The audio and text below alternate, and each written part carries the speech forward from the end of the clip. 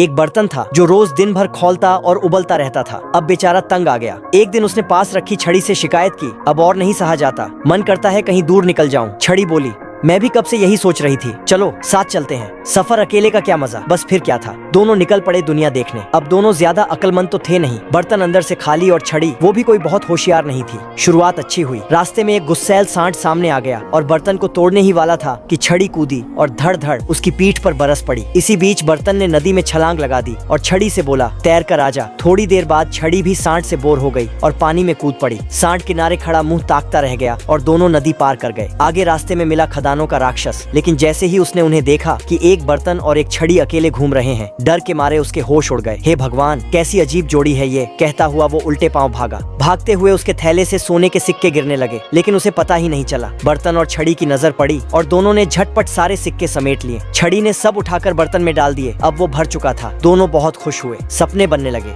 अमीरी। बर्तन सोचने लगा, अब मैं लोहे की तार से खुद को लपेटवा लूंगा ताकि कभी टूटूं नहीं। फिर रसोइये को कुछ देकर कहूंगा कि मुझे स्वादिष्ट खाने से भर कर रख दे, क्योंकि मुझे वही सबसे ज्यादा पसंद है। उधर छड़ी की भी सोच निकल पड़ी, अब मैं अमीर हूँ, एक शानदार सुनहरा बटन बनवाऊंगा अपने सिर के लिए। मगर फिर उसके मन में लालच जागने लगा और मन ही मन सोचा, अगर पूरा सोना मेरा हो जाए तो सिर्फ बटन क्यों, पूरा सिर ही सोने का बना सकता हूँ। और क्या पता राजा मुझे अपना राजदंड बना ले। धीरे धीरे उसके ख्याल खतरनाक हो गए। रात हुई। बर्तन चैन से सो रहा था और छड़ी ने मौका देखकर एक जोरदार वार किया। बर्तन चटक गया, टुकड़े टुकड़े हो गए। फिर छड़ी ने चुपचाप सारे सोने के सिक्के समेटे, एक बोरी में भरे और चल पड़ी लोहार की दुकान की ओर। लोहार ने पूछा, क्या बनाऊं? छड़ी ने सीधी सादी शक्ल बनाकर कहा, ये एक पोटली सोने के सिक्के लेकर मेरे लिए सर का ताज बना दो। लोहार ने सिक्के पिघलाए, फिर एक खूबसूरत ताज बनाया और छड़ी के सिर पर फिट कर दिया। लेकिन किस्मत को शायद कुछ और ही मंजूर था। छड़ी शान से निकली, लेकिन रास्ता ले गया उसे जंगल की तरफ। वहीं कहीं झाड़ियों में छुपे बैठे थे दो डाकू। उनकी नजर सीधे छड़ी के सुनहरे सिर पर पड़ी और उसने अपने साथी से कहा, वो तो सोना है, दौड़ो पकड़ो उसे। छड़ी ने भागना शुरू किया, जान बचाकर। फिर जब पीछे मुड़कर देखा,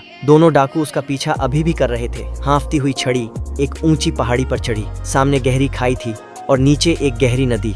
अब कोई और चारा नहीं था, इसलिए छड़ी को नदी में कूदना पड़ा। पानी में उतरते ही लगा कि शायद सब ठीक हो जाएगा, लेकिन अगले ही पल वो सोने का ताज जो उसके सिर पर जड़ा था, भारी होने की वजह से उसे नीचे खींचने लगा और कुछ ही देर में वो पानी में डूबती चली गई, नीचे और नीचे, इतना कि फिर कभी ऊपर नहीं आ सकी।